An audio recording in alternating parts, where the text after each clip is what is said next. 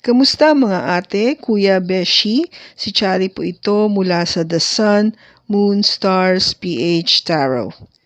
Ipapaalam ko lang po na ito po ay isang general read o pangkahalatang pagbabasa at maaring hindi lahat ay magtugma sa inyong sitwasyon. I-check din nyo ang inyong Moon, Rising at Venus sign. Baka doon mas tumugma ang read para sa inyo. At kung ang mensahe ay tama sa inyo, paki-like lang po at mag-subscribe kung hindi pa ninyo ito ginagawa. Okay, mag-umpisa na po tayo. Hello po mga ate, kuya, beshi. Kamusta na po kayo? Dito ulit ako si Chari para gumawa ng another reading. And this is for the sign of Aquarius, Sun, Moon, Rising, and Venus. And of course, welcome po yung mga cross-watchers ni Aqua at ang mga bago po nating viewers. As promised, ito po yung part 2 ng ating reading. And I want to continue dun sa ginawa natin na unang reading kung ano yung magiging sort of a conclusion dito. Okay, so tingnan natin.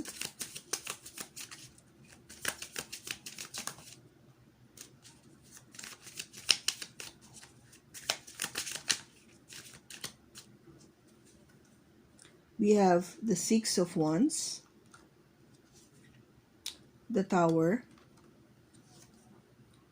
the Knight of Wands, the Seven of Pentacles, the King of Pentacles, and Judgment. We have the Hermit, the Two of Cups, the Two of Pentacles, and the Knight of Pentacles. Bottom niya is the Eight of Cups. Okay, Aqua. So, nakikita ko dito na you wanted, of course, di ba? Sabi natin nung last reading is yung outcome kasi is something na toxic yung energy. Na toxic itong person na to, o yung relationship no would be something very toxic o hindi tama. There's something definitely wrong about it. Now, yung susunod nito is tignan natin, no, ang sinasabi dito is the Six of Wands. Di ba na-mention ko noon last time na of course you wanted this to be successful, which is this card, the Six of Wands. So, pareho sila. You wanted it to be successful, di ba? Despite na ipagka-toxic. Maybe because you truly love this person. O may gusto ko, talagang iba may dating itong person na to. Now, what's crossing this success is the Tower. Of course, ang alam naman natin, ang Tower lumalabas because ang purpose niya is to shake things up, to surprise you, to shock you. Something na hindi mo na-expect na mangyayari. Okay? Kung gaba parang, if you are expecting this to be successful, then maybe it won't. Diba? Kung kaba may mangyayari, something will happen. Yung sinasabi natin na there will be a tower moment na dadating, kaya kung gaba parang magising ka, maliwanagan ka, for you to have clarity, o makita mo na yung katotohanan. Because here, diba, yung umpisa natin, there is that refusal to see the truth. Ayaw makita yon. You refuse to see the truth. Now, sa past mo kasi, this Knight of Wands, yung person mo is really, ito yung kanyang energy na binibigay. Somebody na talagang in and out. Somebody na hindi consistent. Somebody who's just there for fun. You know, yung typical. This is an energy coming from a fire sign. Aries, Leo, Sagittarius, o meron siya nito sa kanyang chart. Now, kasi nga, di ba, since ito yung nagiging kanyang energy, you're being asked to make that decision with the Judgment card. This is an energy coming from a Sagittarius. Now, Aqua, Judgment. You need to make that decision. Diba? Binibigyan ka ng pagkakataon na mag-isip. Kasi andito yung Hermit, diba? Kasi nga, think about this, and sinasabi, think about this kasi yung person mo is a player. Diba? Yung hindi ito siniseryoso o hindi ka nito siseryosohin. Kaya, ang sinasabi sa'yo dito, oo, mahal mo, you love the person, but make that decision. Make that right decision for yourself. Ano ba? Ano na ba? Kasi, you need somebody na talagang that will be there for you with the King of Pentacles, an earth sign, Taurus, Virgo, or Capricorn, o meron siya nito sa kanyang chart. Somebody that you can rely on, somebody na talagang matatag, na andyan all the time for you. Yung talagang seryoso sa relationship. Hindi yung katulad nitong fire sign energy na andyan lang siya pag gusto niya. Diba? Yun yung sinasabi natin dito eh. Kasi para maging maayos nga, para maging maganda yung magiging relationship mo, find somebody that would support you, that would be there all the time for you. Hindi yung ganitong paalis-alis. Yung tao na andyan lang pag gusto ka niya, o namimiss ka niya, o may kailangan siya sa'yo, o gusto lang maglambing. Ito kasi si King of Pentacles, and I just want to go back. Ito Knight, ito King. So, kung gaba yung level of maturity, get somebody who's matured for you. Ito kasi talagang, kahit anong mangyari na andyan siya sa'yo. Now, of course, the advice is, again, the Hermit, Virgo energy, to think about this. Mag-isip ng malalim. Pag-aralan ng mabuti. Kasi ang nag-iimpluwensya nitong relationship na to is the Two of Cups.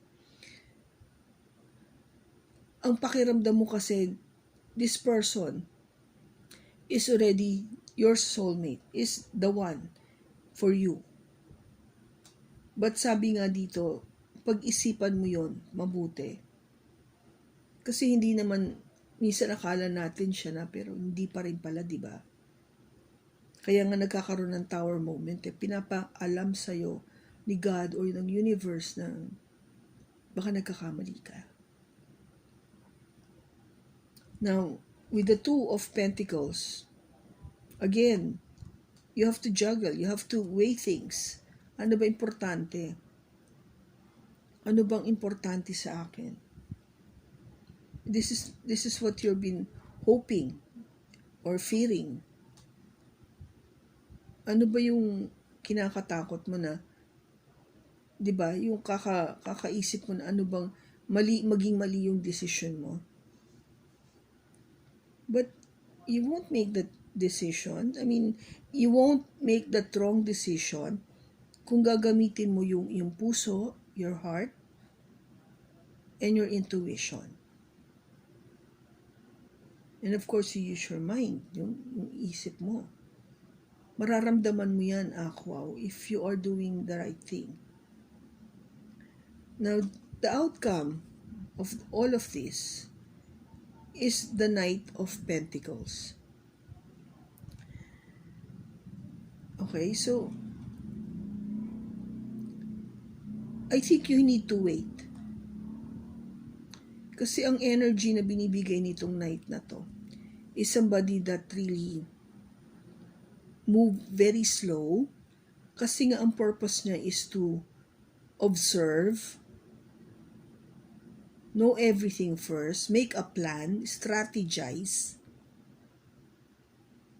before siya mag-move, before siya gumawa ng any decision or any proposal. Hindi masama na maging mabagal. Depende na sa sitwasyon. In this case, Aqua, you need to be one kasi mabigat yung desisyon na bibitawan mo eh. Kasi kung ba parang gusto mo yung tao but tama ba siya para sa'yo? Yun ang question eh. Kasi the big question mark here is, should I stay or should I walk away?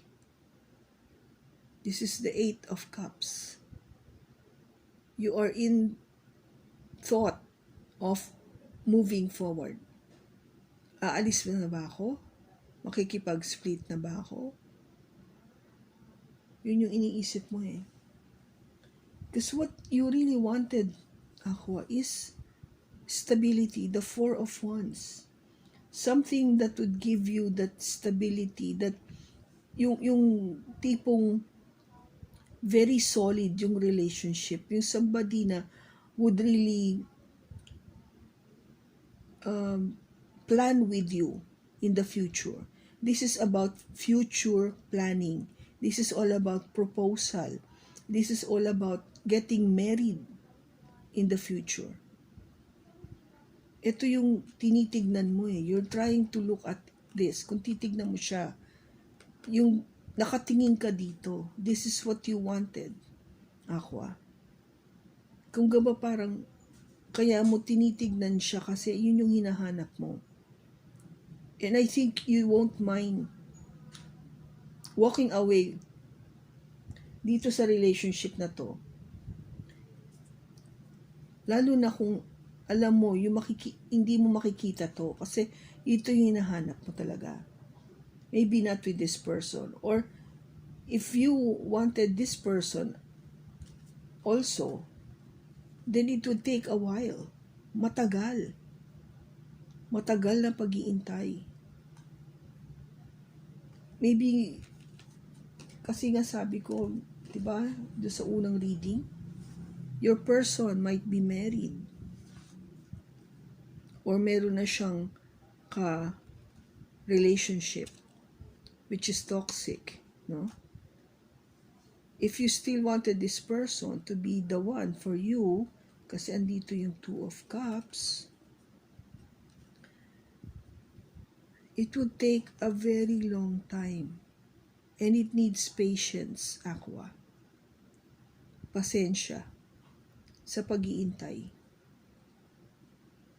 Are you willing to do that? Kasi isipin mo rin kung ano yung effect nito sa'yo. Okay? Natin kung ano pa yung gustong advice na sabihin sa yung angel and God.